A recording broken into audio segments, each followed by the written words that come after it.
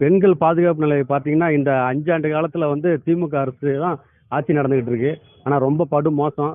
பெண்கள் வந்து இன்னைக்கு வீதிக்கு நடந்து வெளியில வந்து நடமாடுறதே பெரிய கஷ்டமான சூழ்நிலை தான் இந்த நிலைமையில போயிட்டு இருக்கு.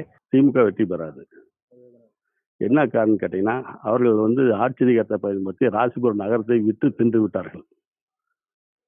அதனால வந்து திமுக வந்து உறுதியா வெற்றி பெறாது. வெற்றி பெறவும் விடமாட்டோம்.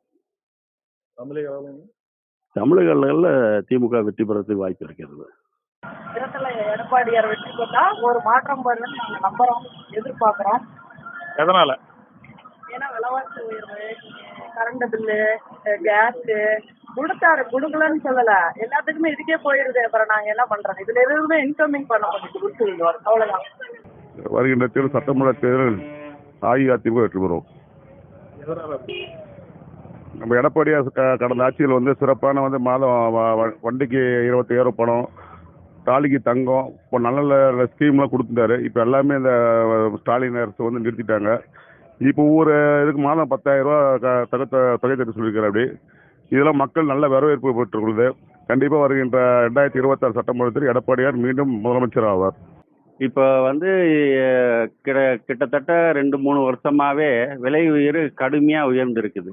இந்த அத்தியாவசிய பொருள்கள், காய்கறி, மளிகை பொருள் அதெல்லாம் கடுமையாக உயர்ந்திருக்குது. இப்போ தங்கம் விலை எப்படி கடுமையாக உயர்ந்திருக்குது. இன்னைக்கு போய் ஒரு 1/4 பவுன் 1/2 பவுன் வாங்குற கூட இன்னைக்கு ஒரு பாமர மக்களுக்கு ரொம்ப சிரமமாக இருக்குது. இதை வந்து இந்த கவர்மெண்ட் வந்து விலை உயர ரொம்ப கடுமையாக உயர்ந்திருக்குது.